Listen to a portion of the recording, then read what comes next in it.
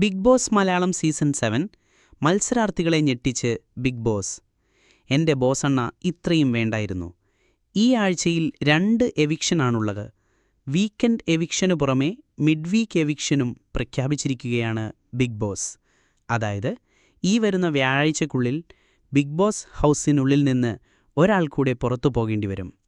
അനീഷ്, റീന ഫാത്തിമ, സാബു, സാരിക, സരിക, രേണു ഈ 6 പേരാണ് mid week എവിക്ഷനിലേക്ക് തിരഞ്ഞെടുക്കപ്പെട്ടവർ.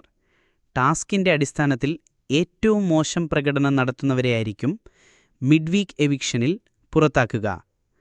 Weekend എവിക്ഷനിലേക്ക് തിരഞ്ഞെടുക്കപ്പെട്ടത് നമ്മുടെ അഭിലാഷ് ഒഴികെ ബാക്കി എല്ലാവരുമുണ്ട്. ബിഗ് ബോസിൻ്റെ ചരിത്രത്തിൽ എനിക്ക് തോന്നുന്നു ഇതുപോലൊരു പണി ബിഗ് ബോസ് കൊടുത്തിട്ടുണ്ടാകില്ല.